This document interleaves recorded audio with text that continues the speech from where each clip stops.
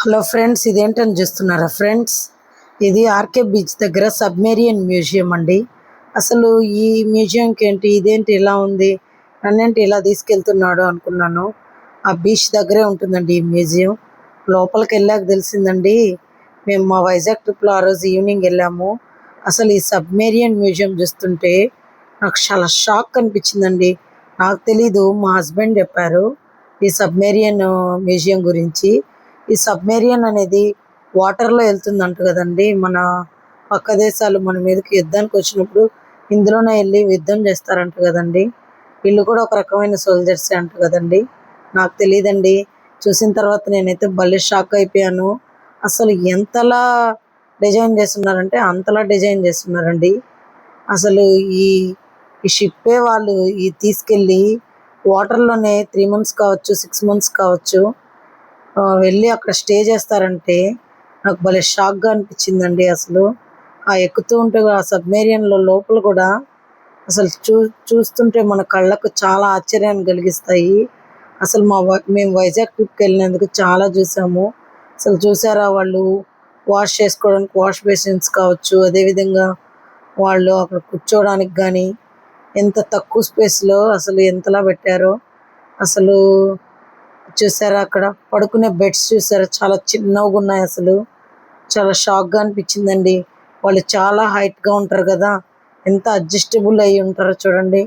మనలాంటి వాళ్ళ కోసం, ఎంతో మంది కోసం వాళ్ళు ఇలా చేస్తారు. వాళ్ళు ఫుడ్ తినే ప్లేసెస్ కానీ అన్నీ కూడా ఎలా ఉన్నాయో చూడండి. అసలు కుకింగ్ చేసుకునే విధానం కానీ అన్నీ కూడా చాలా తక్కువ స్పేస్లో అసలు ఎంతలా వాళ్ళ కోసం అమర్చారో చూడండి. అసలు అసలు వాళ్ళు పని చేసుకోవడానికి కానీ, వాళ్ళ యొక్క వాష్రూమ్ కానీ, అసలు వాటర్లోనే వాళ్ళు ఉండడం అసలు చాలా గ్రేట్ అనిపించిందండి నాకైతే.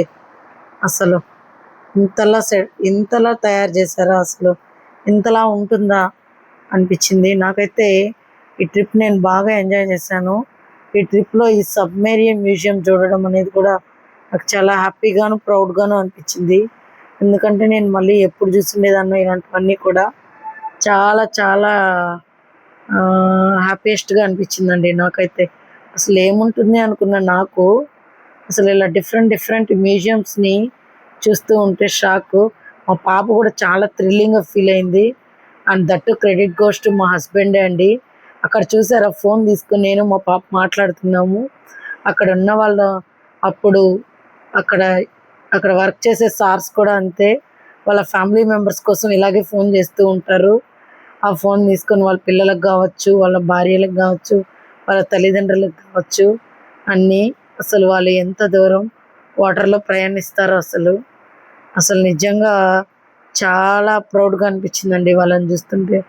అసలు మనకి అసలు ఇలాంటివన్నీ చూడడానికి కూడా ఒక టైం ఉండాలి. అలాంటిది మంచిగా టైం ప్లాన్ చేసుకొని వెళ్ళి మేమైతే చూసాము. అదేవిధంగా మీరందరూ కూడా మన వైజాగ్ వచ్చి ఖచ్చితంగా ఇవన్నిటిని విజిట్ చేయండి. అదేవిధంగా అసలు ప్రౌడ్ ఎందుకంటే మనలాంటి వాళ్ళ కోసం, అసలు ఎంతోమంది కోసం వీళ్ళందరూ అక్కడికి వెళ్ళి వంటలు చేసుకొని తిని ఎన్నో ఎన్నో త్యాగాలను చేసుకొని మన కోసం ఇవన్నీ చేసేసి వస్తారు. అసలు చాలా బాగుండిందండి. అసలు ఈ సబ్మెరియన్ మ్యూజియం చూస్తుంటే అసలు చాలా షాకింగ్ గురయ్యాను నేనైతే. దీంట్లో వాళ్ళు అన్ని డేస్ స్టే చేస్తారా అనిపించింది. అసలు నిజంగా కూడా వాళ్ళు ఎంత కంజెస్టెడ్గా బెడ్స్లో పడుకొని రాత్రి వాళ్ళు మన కోసం కష్టపడతారో కదండి. అసలు చూడండి, వాళ్ళ బ్యాటరీస్ కానీ ఇవన్నీ యూజ్ చేసేట్టు కానీ అసలు చాలా బాగుందండి. వీలైనంత వరకు ఖచ్చితంగా వైజాగ్ విజిట్ చేయండి. మేమైతే వైజాగ్లో ఈ సమ్మర్కి కూల్గా ఉంటుందని ఎక్స్పెక్ట్ చేసి వెళ్ళాము, కానీ కూల్గా అయితే లేదు, కానీ చాలా హాట్గా అనిపించింది. కానీ మేము అన్నీ చూస్తూ ఉంటే మాత్రం చాలా హ్యాపీగా, థ్రిల్లింగ్ అని కూడా అనిపించినాయి. అసలు మరి సబ్మెరియన్ మ్యూజియం అండి, చాలా బాగుందండి. అసలు లోపలంతా కూడా చూడండి. అసలు వాళ్ళ యొక్క టాయిలెట్స్ కావచ్చు, ఇది ఆర్కే బీచ్కి దగ్గరగా ఉంటుందండి.